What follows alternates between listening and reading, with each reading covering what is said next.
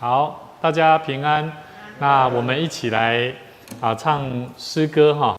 我们一起来看后面的哈长春诗歌后面的32首。你若勇猛主耶稣哈。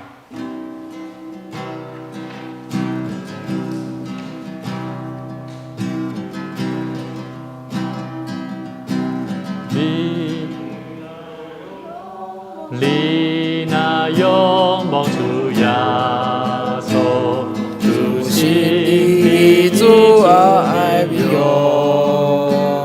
地球主荣耀稳定大更中，生活中的卡就满开来。有点低，对不对？我们增 key 一下。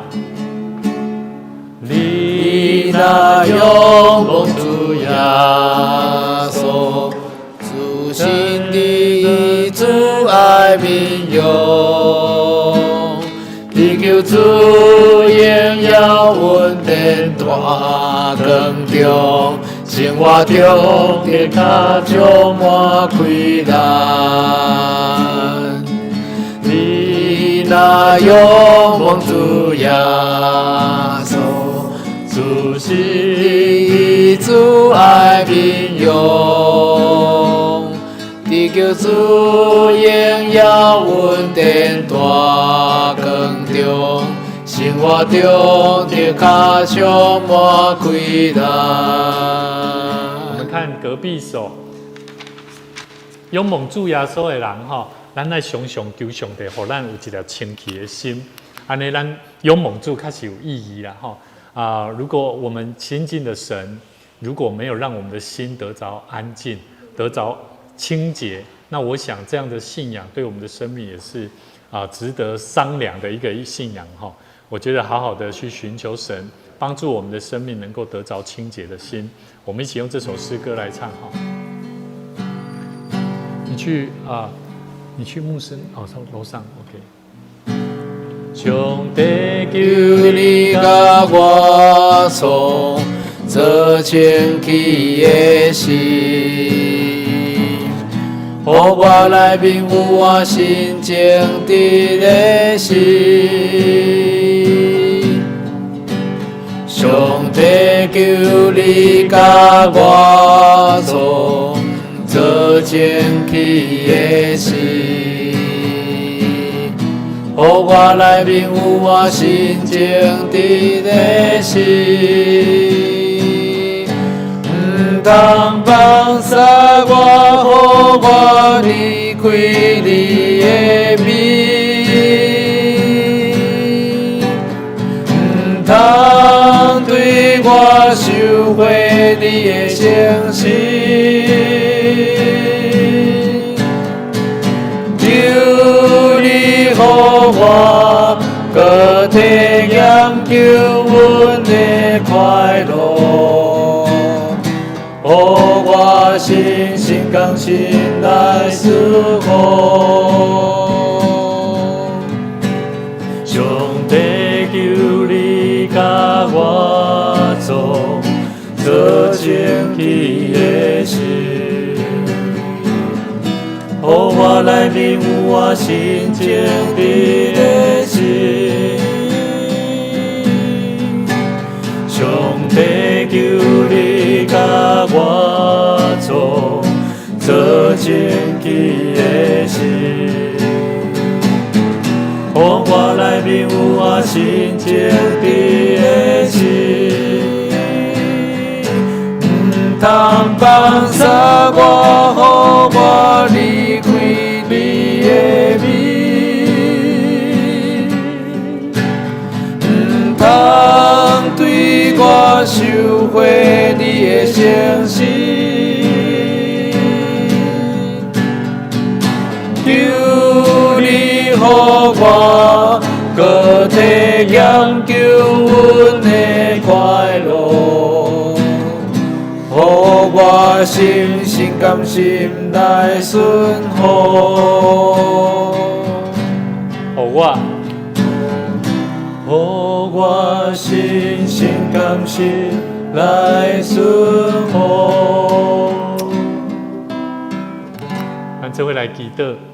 天父上帝，我们向你呼求感谢，因为你的恩典保守我们一天一个礼拜，让我们在每一天里面都能够经历上帝你丰盛的恩典。我们也恳求神赐给我们智慧跟能力，帮助我们，好叫我们有一颗清洁的心来领受神你丰盛的话语。求主你祝福我们的生命，让我们的生命能够活得更有色彩。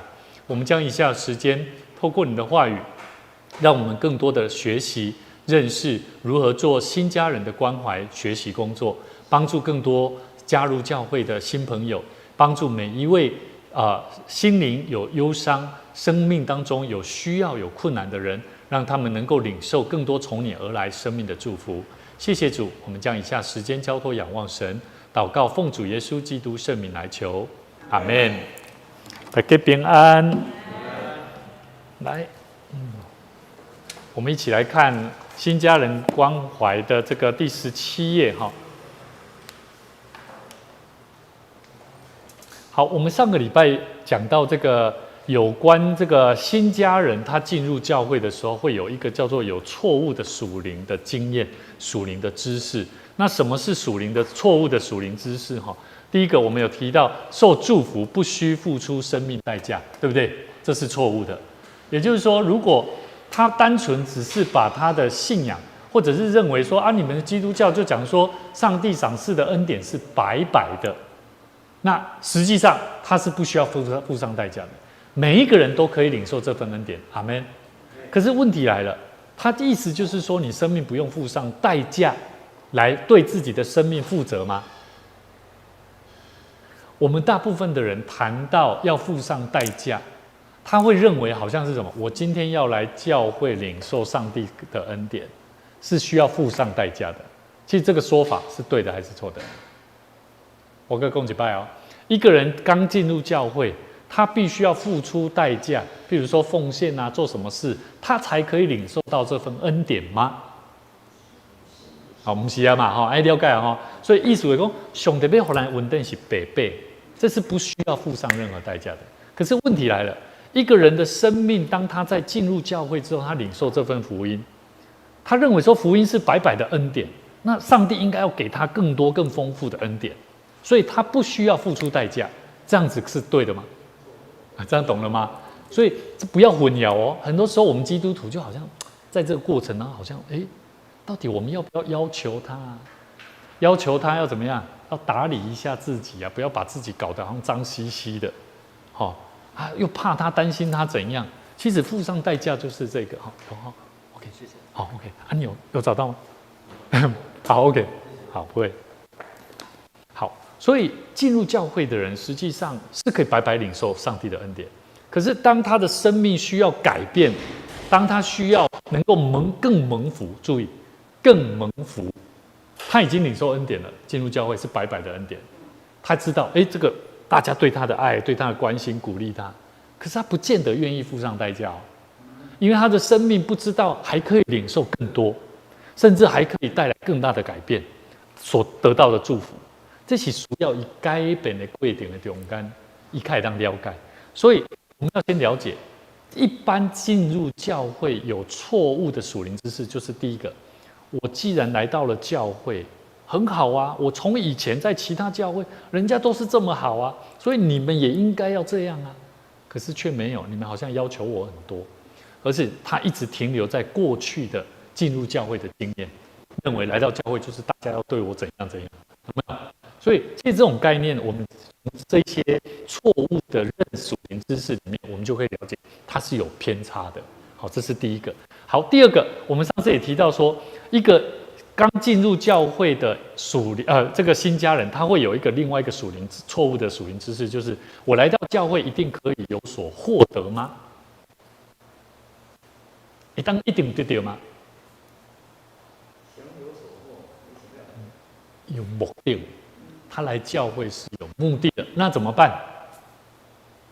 譬如说，一来教会来讲，我书里让你们可不可以帮助我？我最近很穷。怎么了？对嘛？他想要有所获得啊，动机不对，对嘛？这就是错误的，懂不懂？因为他希望有所获得，可是你可能就会想了，他如果真的有需要呢？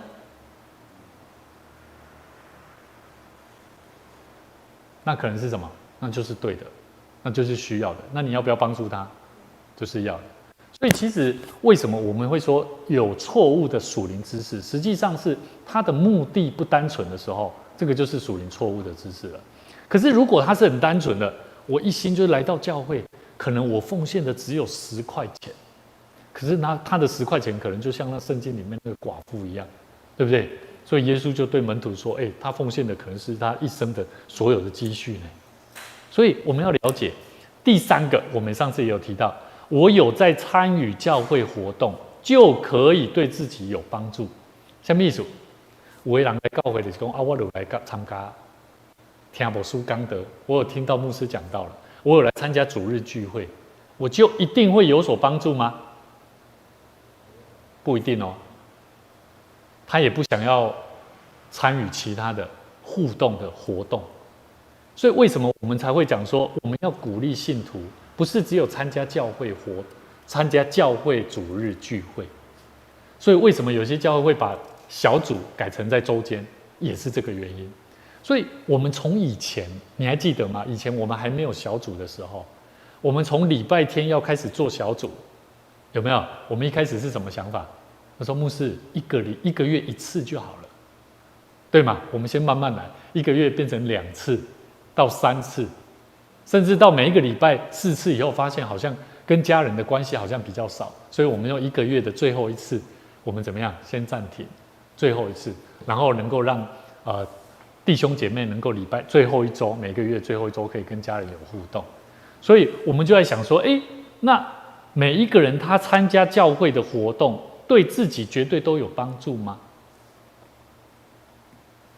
我们先想这个问题好了。参加教会活动就一定会有帮助吗？一定有吗？那为什么我说它是一个错误的属灵知识？实际上，有人参加教会活动，他不见得有帮助啊。他只是来，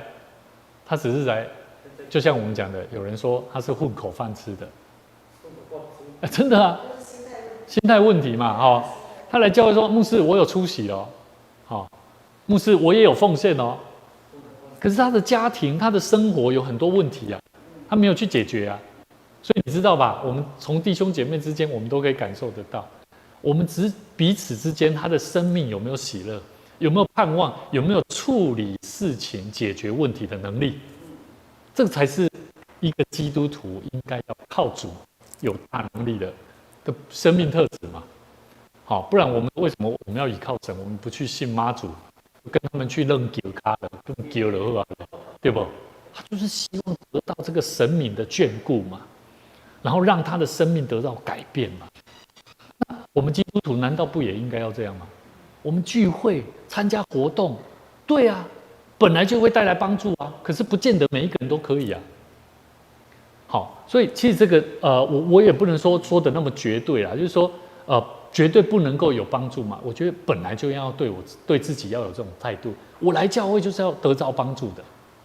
好，就算没有，我也希望能够得到帮助。可是有人他是来到教会，他不想要得到帮助的。好，所以他可能在教会就是一点帮助也没有。这个有一点，我在形容这些是有点吊诡，不是那么容易理解。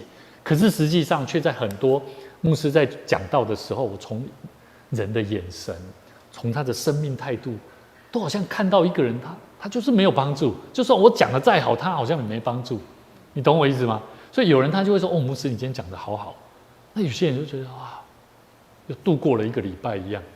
那是真的、真实的哈。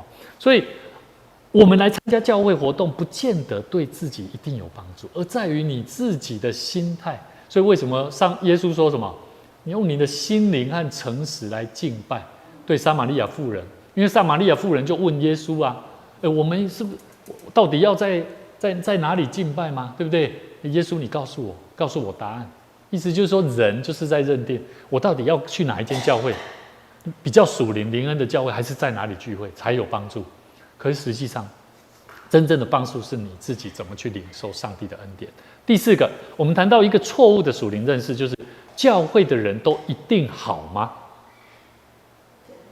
好，所以我们讲到腓立比书第2章里面讲到什么？我们再来看一次好不好？好，腓立比书，好，我觉得这个我们，牧师先带领大家先回顾一下了哈，这样子我们才能够更快速的投入哈。腓立比书第2章，好，第1节到第4节。好，他讲到在教会里面，在基督里一定会有什么？会有劝勉。好，第2章第1节到第4节，有没有？在基督里有什么？有劝勉嘛？可是人跟人之间教会有没有？好像我们都怕劝他呢，对不对？怕得罪他一样，有没有？彼此都互不相干一样，有没有？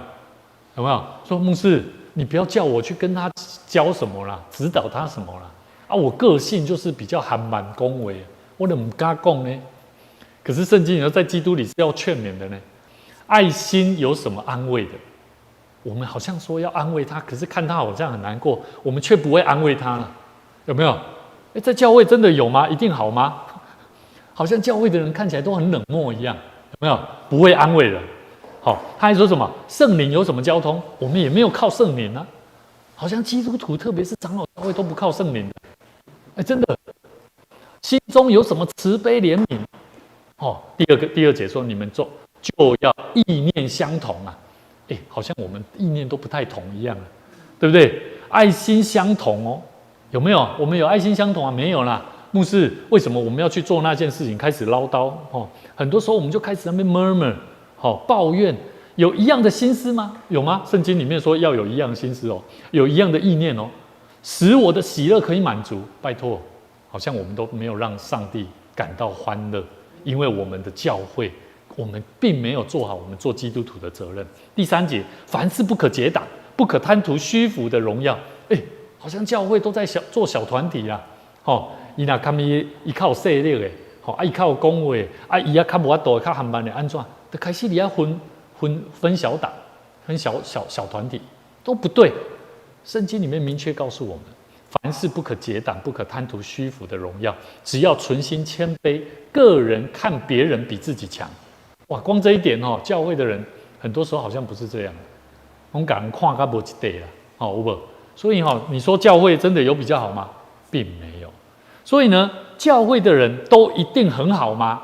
我跟你讲，越不信主的人，真的哦，他们是真的这么相信哦。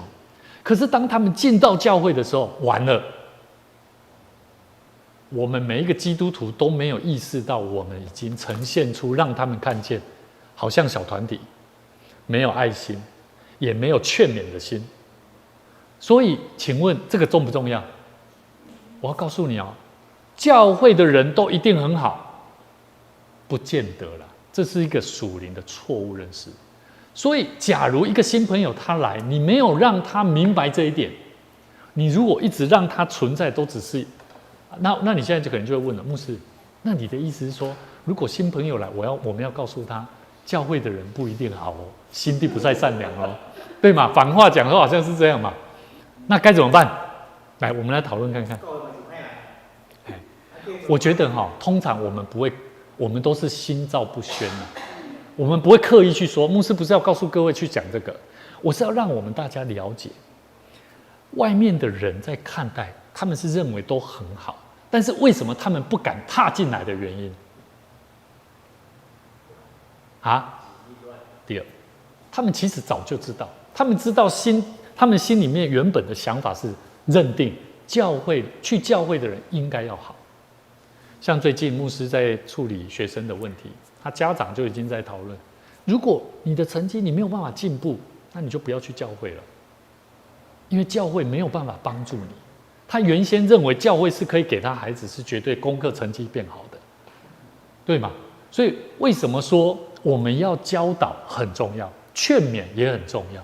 我们不在乎学生或者是弟兄姐妹他的好坏，重点是我们教会的基督徒，我们的本质 DNA， 我们有没有像圣经里面所讲，在基督里会彼此劝勉，用爱心彼此安慰，甚至靠着圣灵彼此在祷告当中，心中保有慈悲怜悯的心去祝福人，意念相同，爱心也相同，一样的一心思，就这么简单。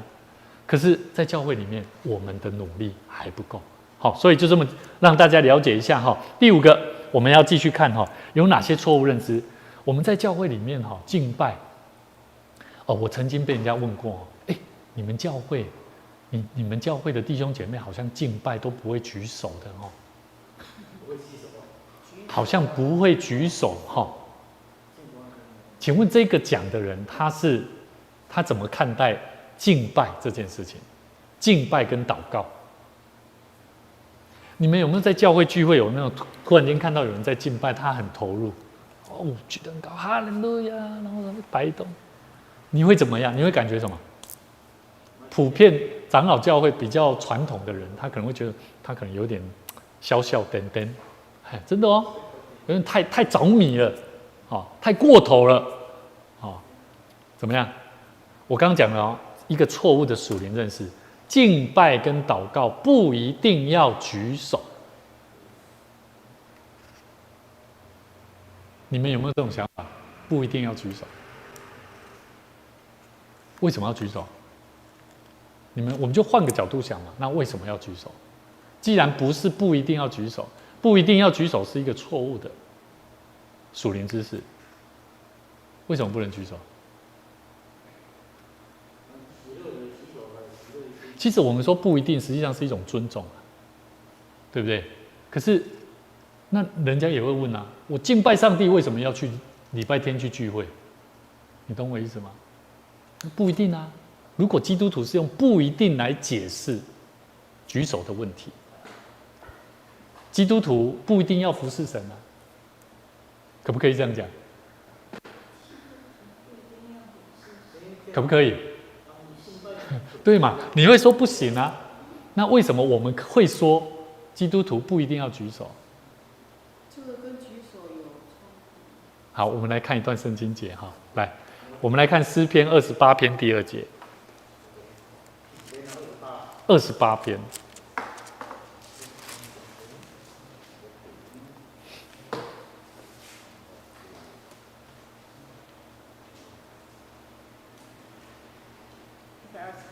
28篇哦，不是128。28篇第2节。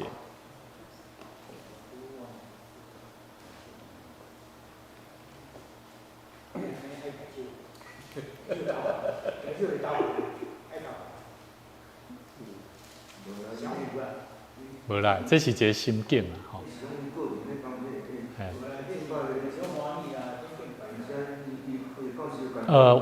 我分享，我们先看完了哈，我们先看完，牧师再分享我的感受哈，跟大家分享。第一个，他说：“我呼求你，向你至圣所举手的时候，求你垂听我恳求的声音。”那你看第一站哦，耶和华，我求你，我要求我要求告你，我要求叫你，我的石盘唔通我安那点点无出声。倘若你向我闭口，我就如将死的人一样。你们要注意哦，我要讲的是这个诗人大卫，他讲到的是一种，我问你哈，他在跟神敬拜，或者是他在诉说他心里面的那种敬畏之意的时候，他表现得出是他会举手的。我要谈的是说，假如你敬拜神是抱持着那种渴慕的心的时候，你要不要举手？会啊。可是为什么我们人不敢举手？其实我要讲的是，你自己正在一种你无法去克服那种不好意思，对吗？对。所以他直接讲，我就是不敢克服那个。对，感谢主哈。所以我要讲的是说，不要把不一定要怎么做当做是一个我们可以自我合理解释我们敬拜神的关系。我也没有说举手就怎么样，我也没有讲。我要讲的是说，圣经里面有很多地方讲到这一些他对上帝的那种敬畏之意的人，他怎么样把他的行动表现出来。那我就在问，假如你也是敬拜神的人，何不常你可以去常常试看看，挑战自我，你去试看看。我以前整场敬拜，我看有人他是从头到尾手举起来会酸哦，你敢知啊？我试过我真的试过，第一次真的酸，可是酸到最后，当我投入在敬拜里面的时候，我手反而没对了，叫没声，翻得顿是愈压愈管。我终于知道那一些很顺服在圣灵的运行当中敬拜神的人，他为什么可以手从头到尾举到尾？而且我觉得哇，我真的第一次去领受到，我发现，当然你可以用不同方式，你也可以跪下来，你也可以趴在地上，这些都是我在大学第4年的时候，我去参加那个时候好像是邝建雄从香港那边来到台湾，然后他们在台湾在台北好像民传大学办的那种布道会，那个时候我第一次体会到，那个时候也有外教派的人说，同学，你是长老会的哦。我说你为什么说我是长老会的？因为你不举手后来我心里想，我偏偏不讲，我就是我长老会又怎么了？我还是爱我的上帝啊。可是我现在在回想当时候的自己，我终于知道他讲的是什么意思。他其实不是歧视长老会，他其实在讲的是我们在安逸太顺遂的环境里面，我们忽略了圣灵所带给我们的，我们身体整个的肢体都可以怎么样，用全心全意的去赞美上帝。牧师讲这些不是说你一定要怎么做，我没有告诉你该怎么做，但是我期待的是你的态度，你要顺着圣灵，顺着诗歌，顺着敬拜的时候，把你的心敞开，因为你的敞开，你不用跟你旁边的人、跟弟兄姐妹讲什么，人家都会感受得到。所以你要传福音很简单，从你身上就会看得出来了。好，我们回来看提摩太前书2章，我们来看新约哈，提摩太前书2章。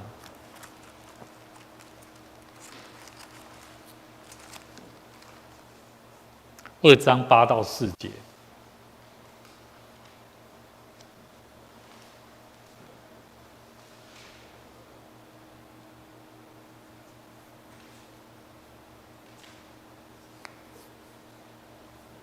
好，我愿男人无愤怒，无争论，举起圣洁的手，随处祷告。好，你看新约也有讲哦，有没有？又愿女人廉耻自守，以正派衣裳为装饰，不以编发、黄金、珍珠和贵价的衣裳为装饰。所以，为什么我们在教会的基督徒，我记得做父母亲的通常会提醒，那个女生穿衣服不要好像挂破人。我终于想到说，为什么以前我很爱戴项链，然后都是有一个黄金的十字架，因为那是阿嬷送的。结果我在当兵的时候，我也在戴哦，戴久了，结果就不见了。然后我的母亲就告诉我一件事情：你看，你就是看待迄物质的物件较重要。嘿，我讲十字架，唔免挂迄个十字架，上帝主人十字架在你的心内。所以我就终于知道，女人也一样啊。当然我说，我牧师不是说你去做这些装饰，把自己打扮漂亮不好，而是说你要知道。圣经里面讲到说，男人跟女人，上帝所看重的是什么？好，所以我牧师举个例子，就是说这里是新约讲到说，举起圣洁的手，随处祷告。好，所以其实当你愿意举手的时候，这个是很不一样的动作。你可以试看看，来，你今晚手举起来对牧师讲几句祈祷的话，然后你是你自己的祈祷，你讲主啊，也好管哦。你讲主啊的时阵哦，这是你的祈祷哦，你要去思考哦。主啊，你看顶面吼，主啊，你是我的上帝，我感谢你，求你赐福我，帮助我所帮助的人，奉主的名祈祷，阿门。好，你即摆手放来。看你一般讲主啊，安尼祈祷，看你手举起来，你们我做牧师，宣告的感觉那是不一样，有一种信心。所以你知道牧师在我记得我当传道不能举手，当传道嘛，你们知道嘛？礼拜天主日聚会，牧师讲完道，如果是传道讲完道，跟牧师讲完道，传道人他还不能举手，这我们在长老会，我们好像就无形就有这种规定一样。团队拢是安尼，拢无穿迄个牧师服的，可是他我很少看到传道举手在祷告的，举手祷告只有牧师。这是长老教会的好像无形的一个，可是我觉得，因为举手好像你看哦，举起圣洁的手，你要知道哦，这个手不是随便的哦，你手平常时乌白乌灰乱做，对不？啊，手压起来要给人祝福，这不行哎，圣洁的嘞，所以那个宣告那个信心是非常大的，所以那个跟你平时没有举手是有差别的。好，所以牧师觉得，我觉得举手不是一种难事，也不是不能，不是我们长老教会就不能，没有那回事。我觉得我还蛮期待我们每一个人学习。你要记得，你举起手为人宣告祷告的时候，我印象中啦，我的印象中我还没看过宣告祷告啊，可以啊，所以就你不觉得有矛盾吗？宣告可以啊，可是因为它是祝福嘛，所以我也不晓得，说真的，我真的不太晓得。对啊，我也觉得说，是啊，他也在祝福，可是他就是没有举手，没有举手了。一般来讲，传道就是只有祷告而已。对，他讲话完，他不举手，就是做这些。对。我们一般我们是不祷告。如果是这样的话，身份你如果以长老教会的身份来讲，对。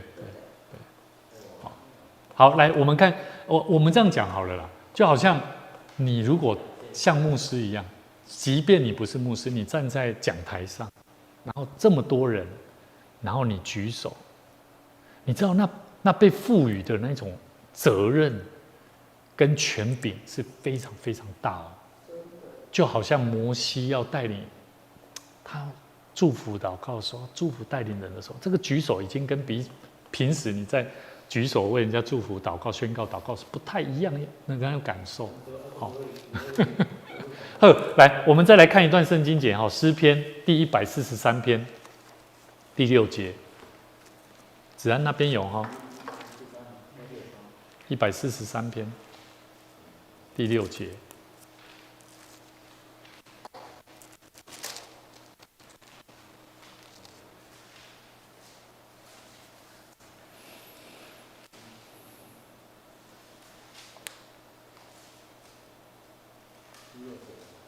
我们从第5节来看了哈，我追想古时之日，思想你的一切作为，默念你手的工作。我向你举手，我的心可想你，如干旱之地盼雨一样。所以，假如从这些圣经点，我们可以理解到，当一个敬畏神的、渴慕神的人，当他在祷告的时候，其实肢体应该会举起来才对了吧？因为你就会像哇。渴慕好像干旱之地，我做看无迄个上帝啊，你来给我成就。我相信讲，我们开始学习举手宣告祷告，甚至呢，我们也可以在小组里面小组内底你讲大家来，这礼拜阮拜三牧师教导阮要安怎学习举手祈祷、宣告祈祷。咱大家起来啊，咱唔免起来，你讲大家咱做伙把手举起来，咱把主宣告来祈祷，宣告祷告。所以举手祷告，你会发现每一个人的那种态度就会更不一样。好，就像你们刚刚这样举手在念的时候，更谨慎。好，不是随便的。然后说赶紧，终于被 get 手了，不是这样。好，因为他自己手又举起来，那个态度感觉一定不一样。好 ，OK， 来，那另外一个呢，有一个错误的属灵知识呢，就是宗教，就是会有所谓的敌基督的属灵认识，也就是说，每一个人都好像可以讲道了。来，咱这回来看一段圣经，马太福音马太福音第24章24节。马太福音24章24节。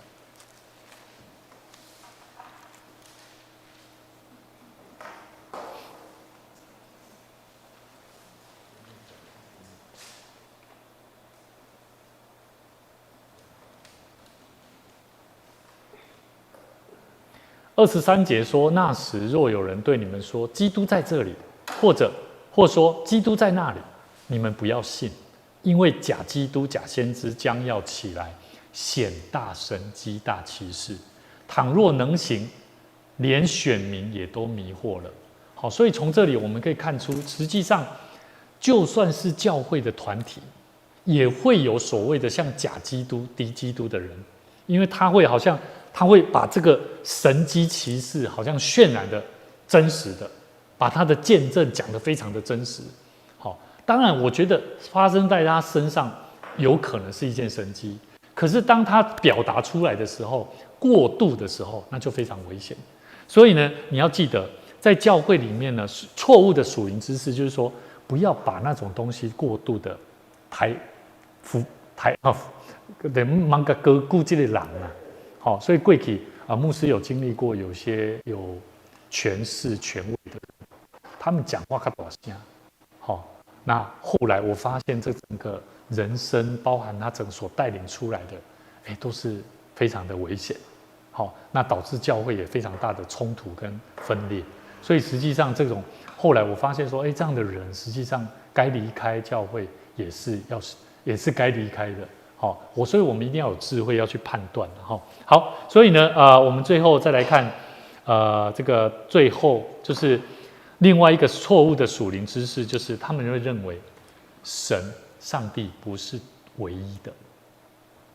你有看过那神，当他来教会人，因为讲神拢好啦，大家宗教拢好啦，有无？伊嘛来教会哦，恁的神嘛袂歹啦，对不？恁的神嘛袂歹啦，注意哦。伊若甲你讲，迄是恁的神的时候，就代表伊的神跟你的神是无共的，对吧？那呢我也代表讲，他可能就像牧师所讲的，上帝不是唯一的。好了，这是正确的还是错误的？不是唯一的。好，来，我们一起来看这当中做写的出埃及记20章第3节。出埃及记20章第3节，就是10诫。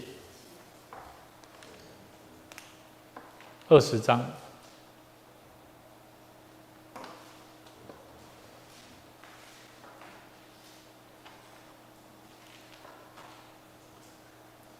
这是在讲10诫了哈。那一开始第2节说：“我是耶和华你的上帝，曾将你从埃及地为奴之家领出来。”他说：“除了我以外，你不可有别的上帝。”那意思就是说，为什么他说上帝为什么要吩咐这样的话？因为他有讲到第2节：“我是耶和华你的神，曾经将你从埃及地为奴之地领出来的。”意思就是说，对现在我们来讲，我们有出埃及吗？有，我们的生命是有出埃及的。我们从过去是被奴役的。你以前的生活有上帝的，没有上帝的时候是怎样？是靠自己嘛？是被魔鬼撒旦许多的诱惑所引导的生命嘛？所以你是像奴隶一样啊。人家叫你说：“走，我们去玩，我们去抽根烟。”最近有学生说：“牧师，我可不可以抽一根烟试看看？”我说：“这就是在引诱啦，有没有？”所以人的生活里面有很多的诱惑，这些诱惑都是你就像被奴役一样，人家说一个什么，你很容易就会跟着走。可是现在你还会吗？不会嘛，所以代表你是从一个被奴役的生活进到一个上帝掌权的生命。谁把你救出来？不就神吗？所以上帝既然是我们的上帝，他说了第3节：“除了我以外，你不可有别的上帝，别的神。”他是先要求这件事情。所以我们基督徒很简单，外面新家人进来的时候，来，我们来讨论看看。他说：“你们的信仰好像说你们的上帝才是唯一的呢，你要怎么解释？”是啊，啊？还有没有？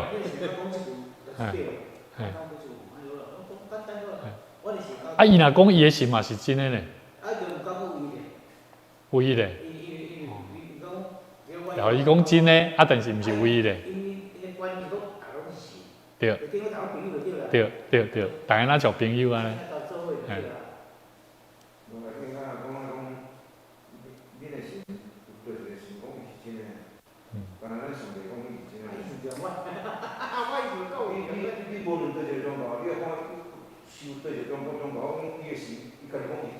对，这嘛是一个答案，袂歹的答案，真好啊，我讲真好，不是伊讲伊是真的，伊讲伊的神是真的，这是伊的体会。但是恁的神敢有讲过伊家己是真的？毛长老在表达的是安尼，好，这角度不一样哦。他讲到的是毛长老讲的是说，没有任何一个宗教的神，他说他自己是真的，好，这是唯一的。好，除了我以外，你不可以去拜别的神。哎，这是唯一的，真的。好，哎，我觉得这是一个很好的答案啊，回应方式啊。但是普遍我们基督徒都不敢说了。可是这不敢说的意思，就是代表什么？你也认同哦。虽然你心里面是不认同，可是你不敢说哦，因为你的神你不认为是唯一的啊。啊，如果是的话，为什么你不敢讲？因为你怕得罪别人。你们接下来我要问哦，因为你怕得罪别人，那我就要问了：难道你不怕得罪神吗？这样你懂了吗？我们大部分的基督徒，因为我们不敢跟人家说我们的神是唯一的，是因为我们怕得罪人，怕起冲突。但是，假如有人问你的时候，你敢说吗？我现在问的是这个，好，所以这个很重要哦。好 ，OK， 那我们继续来看哈，第三个问题，好，第三个，我们现在在看的是说现代人的一些特征，对不对？我们要了解现代人的一些特征，然后才能帮助新家人，对不对？现在的人还有什么特征？第三个大点哈，在群体中会常常感觉什么？孤单，会不会？家人这个新朋友只要一来到教会，会不会？即便我们人不多，可是他会不会孤单？是会的。好，所以不要以为说他好像来了好几次了，他应该不会怎么样了，他应该很熟了。我告诉你，没有。好，简单讲，教会的好，假设碧儿姐，平安姐，对不对？那伊伫外口面，我相信伊袂孤单。但是我相信伊入来教会的时阵，伊是孤单的，因为刚刚参加主会呢，好有无？好，我觉得一定是孤单的。可是这个怎么建立？这个都是需要从生活里面的。好，不是牧师去探访就不孤单哦，不就会变成不孤单哦，没那回事哦。因为牧师再怎么样也是牧师，年龄层也有差。我认为感觉我认为像这因孙的感觉，好。这因囝，这因孙的啊，这因囝哈，所以实际上重点是在什么？同才团体之间彼此之间的交流，甚至平时之间的问候都很重要。所以我们要了解群体当中新家人他们在教会里面他们会感觉孤单的有几种原因，我们来探讨。第一个，家庭间的关系。好，在家庭里面他们会不会孤单？有没有？在新家人来到咱家的人，因伫厝里敢会孤单？有啦，也是有啦。伊甲伊的翁，伊甲伊的某，伊甲伊的囝，敢有好的互动？如果没有好的互动，几乎都是孤单的啦。简单讲，刚刚我们的学生，他的父亲今天下午来，其实他为什么要谈？因为他不了解自己的孩子，他是会孤单的。可是他已经不像当时候1年多前认识的教会一样，认识的牧师，他是侃侃而谈，讲的是我们就是在讨论的是方法，已经不再是他了解的问题还是我了解的问题，不是了。我们已经进到的是彼此沟通，怎么帮助孩子更成长。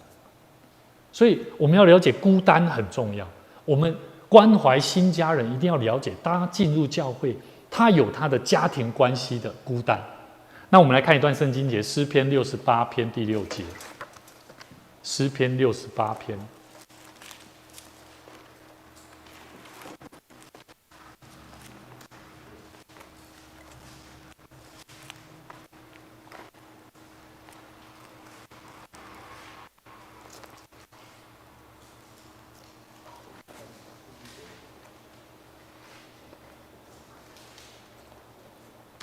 好。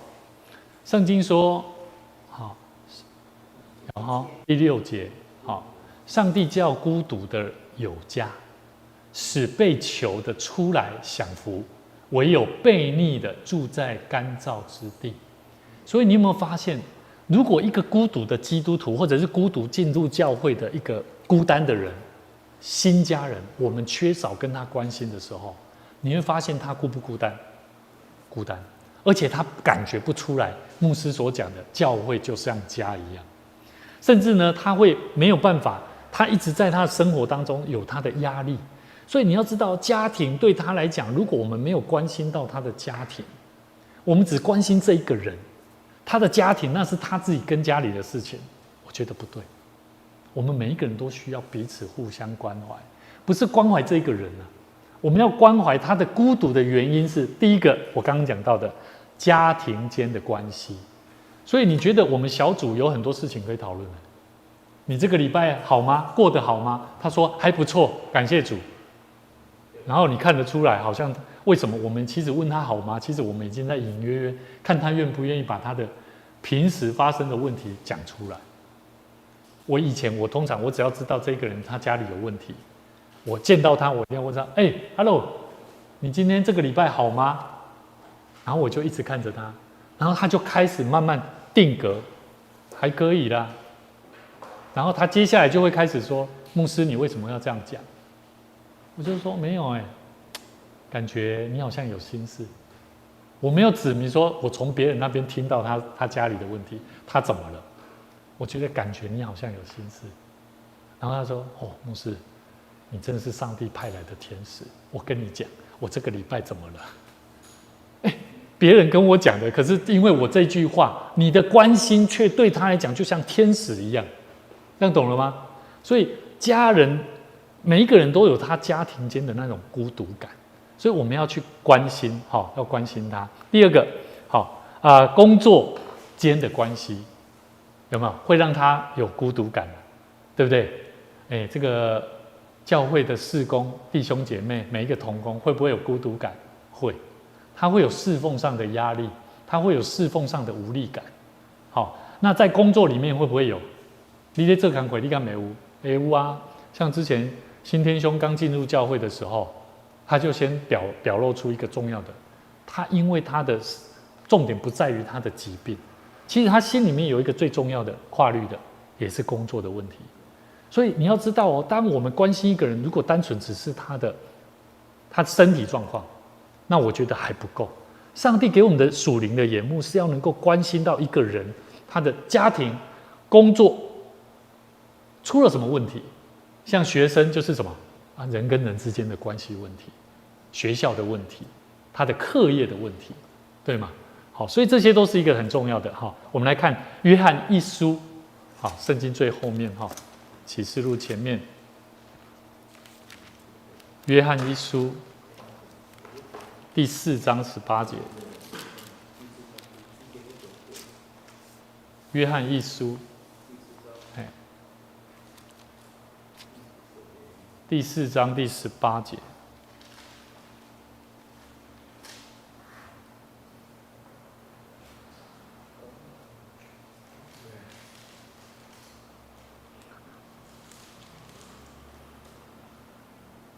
好，这里讲到说，爱里没有惧怕，爱既然完全，就要把惧怕除去，因为惧怕里含有刑罚，惧怕的人在爱里未得完全。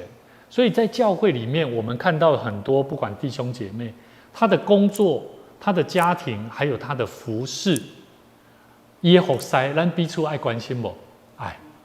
我们都要关心。我们不能说这是他的工作，我们也不关心他，我们也不激励他，我们也不要求他，我们就放着让他自己去发展，可以吗？也不行。所以新家人我们在关心他怎么进入教会，有没有很深？其实很深，有很多很重要的内涵，我们需要去先认识。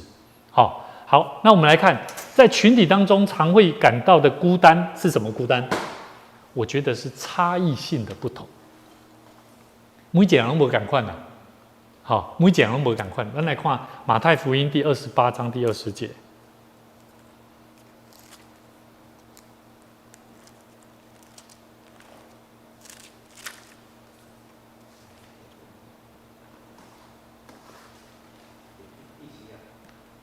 28章20节。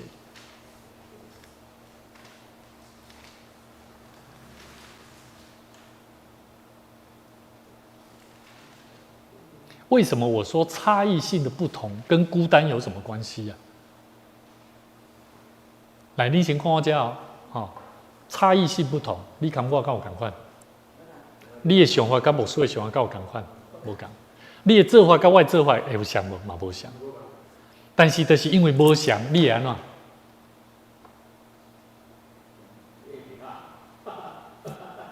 你也采取用尊重的方式，相对你就不会去给他多余的关怀，对吗？我再说一次哦，我们现在讲的是新家人哦，新家人进到教会的时候，我们采取的方式都是尊重，很好，我没有说不好，但是我所谓的为什么会让他在群体当中感受到孤单？我们要先知道这个题目是。在群体当中，他会感觉到孤单，是因为什么？因为大家彼此都不一样啊。我们也尊重他，他也尊重我，我也不会去刻意去多了解他什么东西嘛。可是无形当中，你有没有发现哦？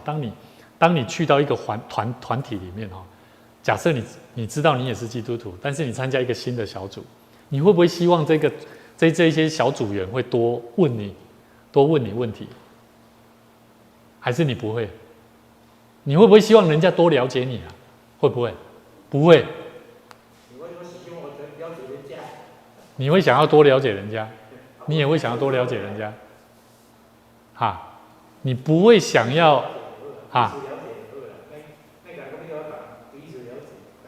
彼此了解不对，但是我觉得那是客观的了。可是实际上，我觉得人在一个群体当中，他会感觉孤单。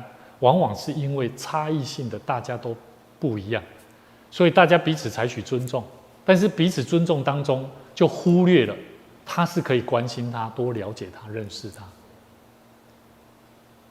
这个是很重要，因为我们缺少去关心他、认识他，他会觉得好像大家都不会有所交流。你想看看哦，如果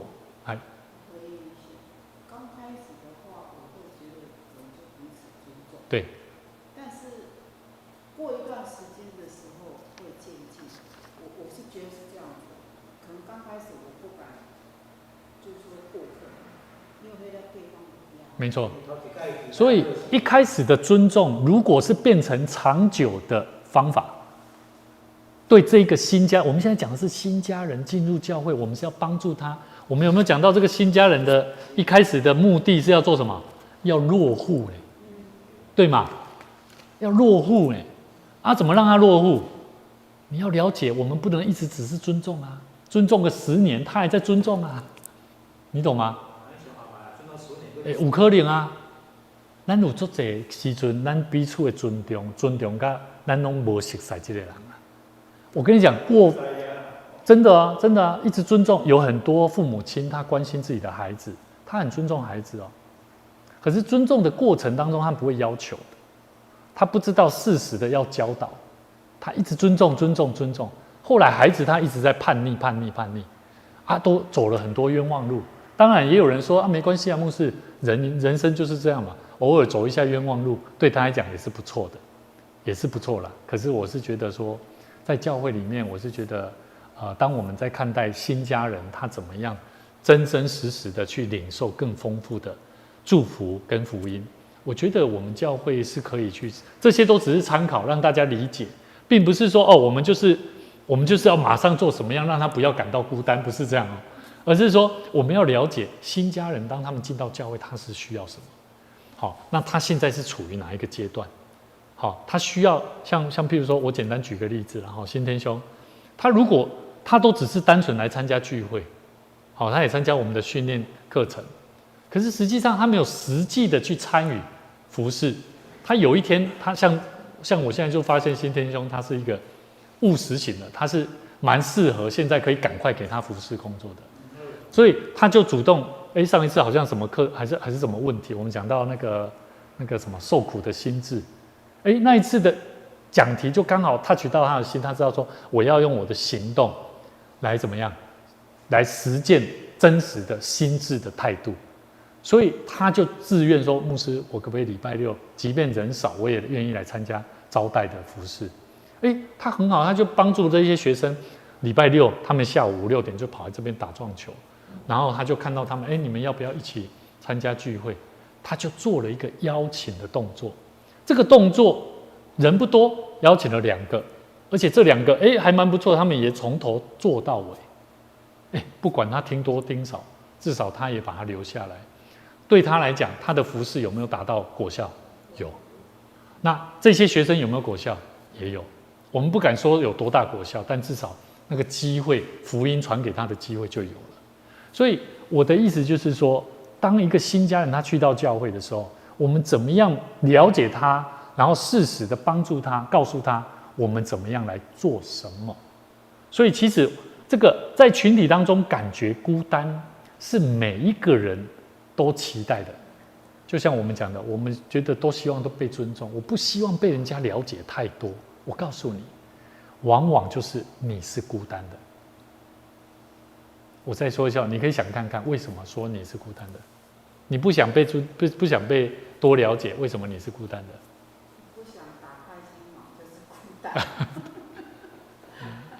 但是也另外一个角度，也是他不想太复杂。我分享一下，我们小组有一个，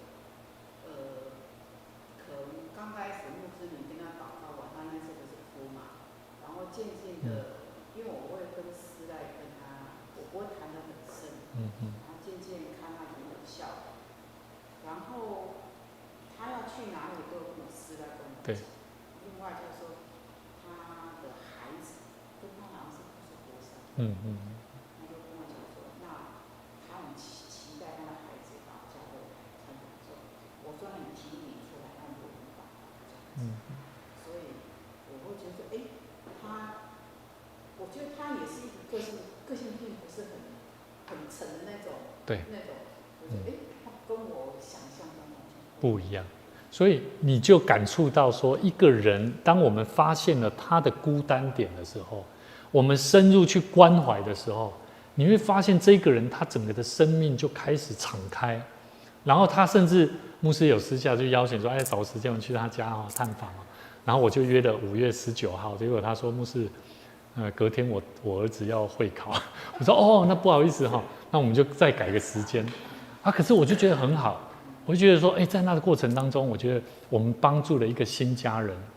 他虽然很强，他也大部分的人都很客气啦，进入教会的人都很客气。你说有没有什么需要啊？他也都会跟你讲没有了，还好，不错了。可是我告诉你，这个说有没有什么需要？他说还好了，不错了。其实为什么我们会这样问的原因，其实我们也很想要多了解，可是我们不知道门路怎么进去关怀。其实我们现在学的这些内容，都是帮助各位更了解每一个新家人朋友，他们的内在，他们的哪部分是需要我们更多去关怀的。其实只要你去 touch 到这些东西的时候，你就有办法知道怎么样带领一个人来认识这份信仰。因为我们是用实际的关怀行动来陪伴他，让他感受到我们真实的了解他。所以其实这个我觉得是一个非常好的一个帮助的一个工具啦。好，那有没有什么问题？有没有什么问题？还是你觉得有哪部分，譬如说在群体当中，新家人常常会感觉到孤单的，还有没有什么哪些点牧师没有提到的？可以想看看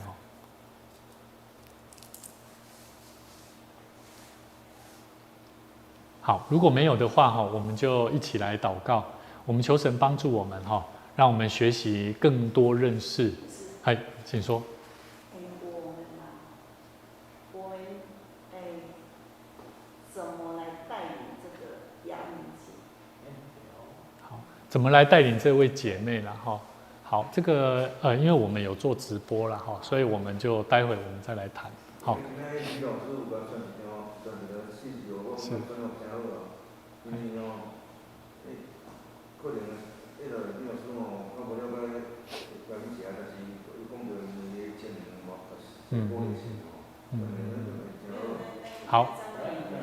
好，我们一起来为我们所了解的这些弟兄姐妹他们的需要，包含我们有疾病、有软弱的，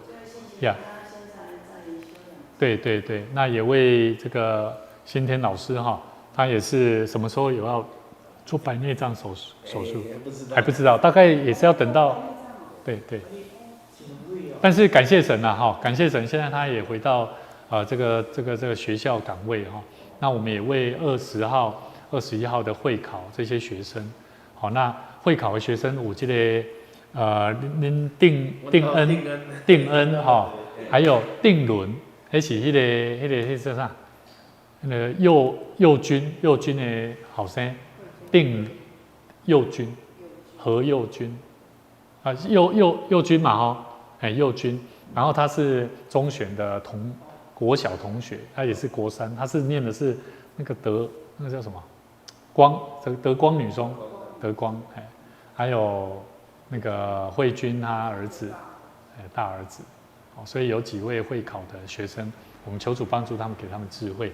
那也为我们的弟兄姐妹的软弱，那也为我们今天我们所学习到、所看见的，包含我们怎么样帮助我们自己，在面对教会的福音性的工作、传福音的工作，让我们有更开阔的眼睛，更明白这些朋友他们的需要，然后我们及时的带给他们生命的祝福，引导他们的生命认识主。好，那我们一起开口同声来祷告。哈利路亚，主耶稣，我们向你献上谢谢、感谢之意，因为你爱我们。预备我们的生命成为神你所喜悦的儿女，感谢主，让我们在神你的殿中，我们一起学习，在关怀新家人的服事工作里面，我们需要更多的装备、认识、了解，从你的话语里面更多的认识，在新家人朋友在他们在进入教会时，他们所遇到的困难，他们所经历的，他们需要更多的陪伴，有更正确的属灵的引导。恳求你圣灵就引导我们做正确的事情，来做神你所喜悦的工作。我们将一切的侍奉，将一切所学献上感谢。愿主你继续保守带领，祷告奉主的名来求，阿们。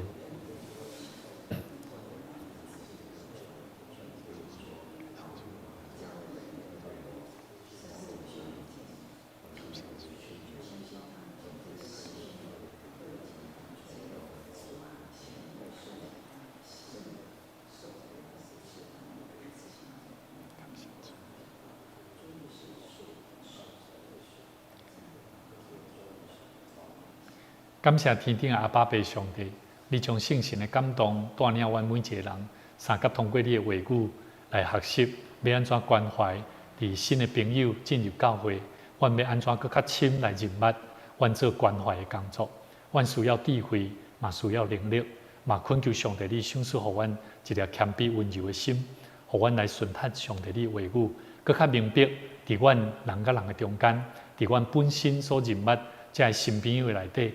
会当有更较深的认捌，互阮的生命会当更加下伫上帝你要动用的器具的积分甲工作。愿上帝你赐福阮，引带你的教会，引带你的百姓，引带你的兄弟姊妹、这朋友，做伙来投入伫传福音的工作，来复兴你的教会，复兴你的福音的工作，互得救的灵魂更加加添，嘛互每一个得救的人，互因的生命会当成做主你的欢喜。进入你的教会，敬拜上帝，用因的生命来见证上帝你是个真个活的主。愿将这一切荣光归于主上帝。愿上帝你甲阮三甲同在。但愿即时要倒转，也愿上帝你赐福阮倒转的路站。祈祷恳求，靠耶稣的名，阿门。